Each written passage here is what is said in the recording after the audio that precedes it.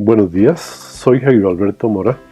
Hoy vamos a hablar sobre cómo determinar si una secuencia de datos son normales. Con mucha frecuencia, cuando se desarrollan procesos de inferencia estadística, es necesario verificar si el supuesto de normalidad en los datos se cumple. La pregunta de fondo son entonces, ¿son mis datos normales? Como ya comentamos, la condición de normalidad resulta siendo un requisito que con frecuencia los procesos de inferencia estadística requieren de los datos. De hecho, la normalidad de los datos podría determinar el tamaño de la muestra y específicamente el proceso que se debe desarrollar.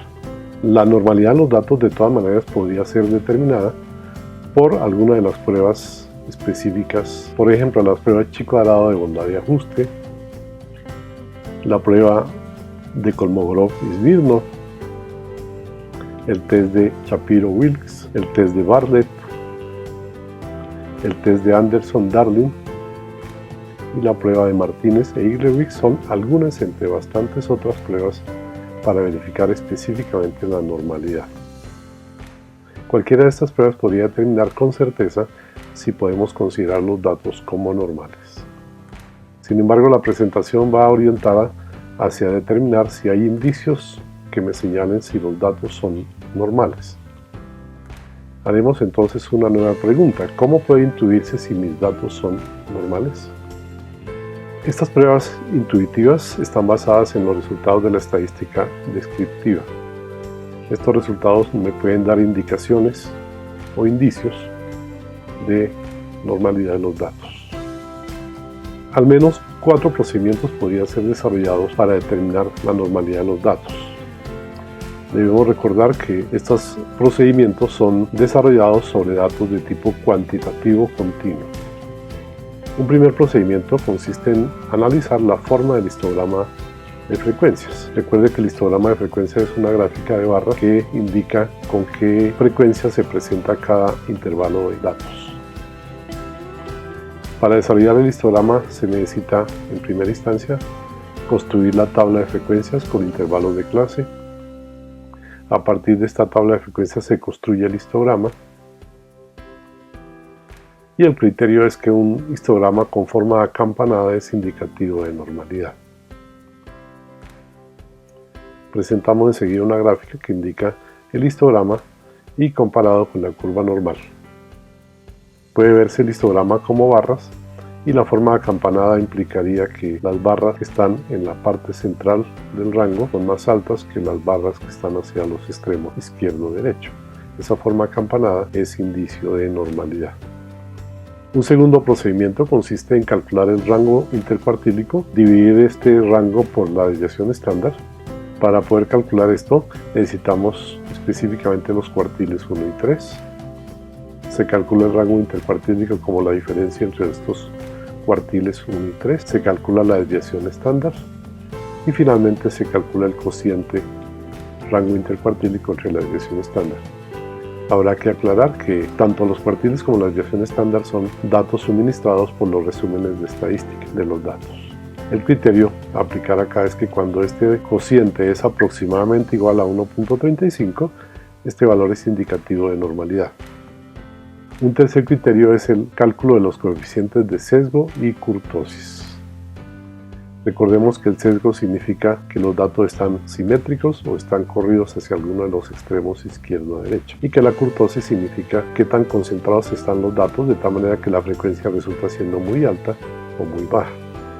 El cálculo del coeficiente de sesgo y kurtosis realmente no está dado. Tiene un procedimiento un tanto complejo, pero habitualmente los entregan los resúmenes de estadística. El criterio básico a aplicar es que si los coeficientes de sesgo y kurtosis son aproximadamente iguales a 0, son un buen indicativo de normalidad. Sin embargo, podría considerarse que si estos coeficientes están en el intervalo entre -2 y 2, aún son indicativos de normalidad. Un cuarto procedimiento consiste en calcular el gráfico conocido como cuantil-cuantil o gráfico QQ o QQ-plot. Para construir esto, el procedimiento básico es el de ordenar los datos, el de calcular un valor relativo en esta secuencia de datos y calcular un valor asumiendo que los datos son normales. Luego un diagrama de dispersión que deja ver la relación entre los datos originales y los datos en valor esperado asumiendo normalidad, me entregaría una relación entre ellos. El diagrama de dispersión con puntos alineados es indicativo de normalidad. Un gráfico típico de cuantil-cuantil se muestra enseguida. Como puede verse, los datos están alineados bastante próximos a la recta. Esta indicación de que los datos están muy alineados es un buen indicativo de normalidad. Veamos ahora un ejemplo para ilustrar los procedimientos que hemos estado comentando. Tenemos una lista de datos, 73 datos relativos al peso en kilogramos de un grupo de estudiantes. La pregunta de fondo es entonces, ¿serán estos datos normales? ¿Podremos considerar la normalidad de los datos? Dado que los datos son de tipo cuantitativo y continuo, podemos abordar la verificación de normalidad. El primer procedimiento que desarrollamos fue el del histograma. El procedimiento completo ha sido desarrollado con GeoGebra. Una vista de la página de GeoGebra se presenta enseguida.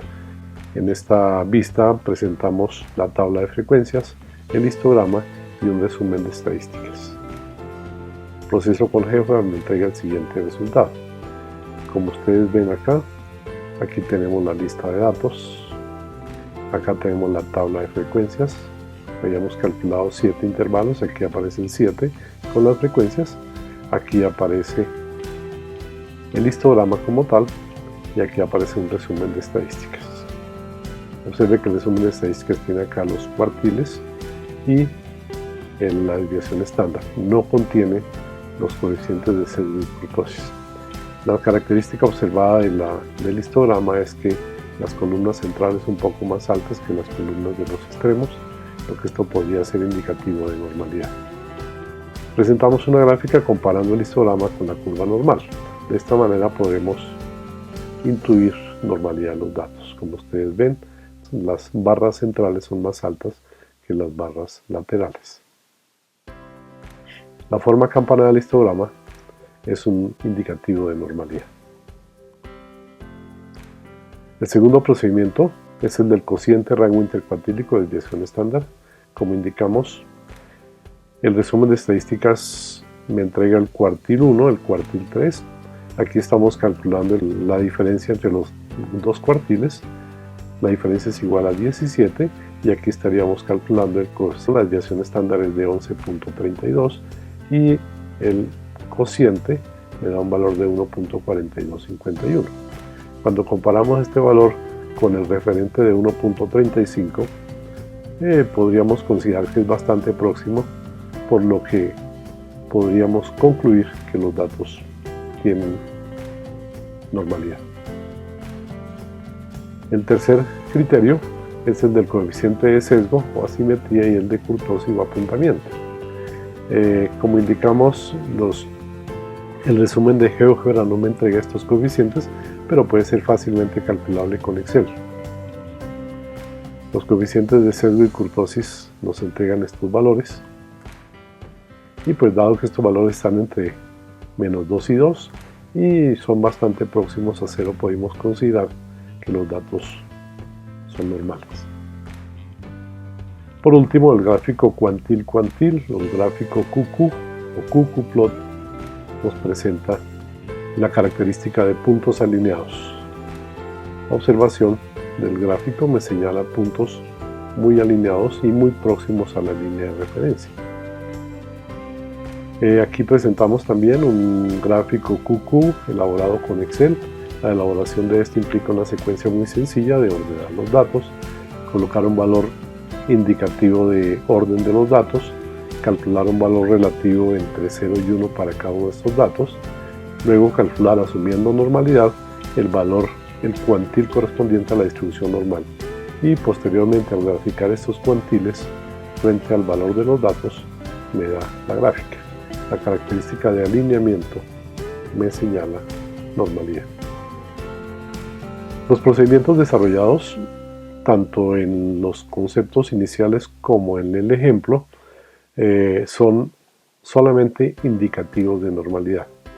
Sin embargo, cuando se desea tener la certeza de si los datos son o no son normales, es necesario aplicar una prueba específica de normalidad. Hemos desarrollado con el procesador estadístico SPSS las pruebas de normalidad de Kolmogorov-Smirnov y de Shapiro-Wilks. Los resultados que me entrega SPSS son los siguientes. Aquí aparecen las pruebas aplicadas, pruebas de normalidad, Kolmogorov-Smirnov y Shapiro-Wilks. Aquí aparece la cantidad de datos 73 y aparece el nivel de significancia. El indicativo general es que si el nivel de significancia o valor P de la prueba es mayor que 0.05, que es como el referente para aceptar o no la hipótesis de prueba, el valor para la prueba de Kolmogorov-Smirnov es de 0.2, que es bastante mayor que 0.05, mientras que para la prueba de Shapiro-Wilks es de 0.234, también bastante mayor que 0.05. Sin embargo, aquí vale la pena comentar que la prueba de Kolmogorov-Smirnov es más adecuada porque está aplicada para una cantidad de datos por encima de 50. Cuando se trata de muestras pequeñas, es deseable aplicar la prueba de Shapiro-Wilks. De todas maneras, con estas dos pruebas, la conclusión es que los datos efectivamente se ajustan bien a una distribución normal. En este caso podríamos estar concluyendo que, dado que el nivel de significancia en las pruebas es por encima de 0.05, estos valores indicarían que los datos efectivamente tienen una distribución normal. Esta conclusión de la prueba pues confirmaría la presunción que habíamos analizado inicialmente. Muchas gracias.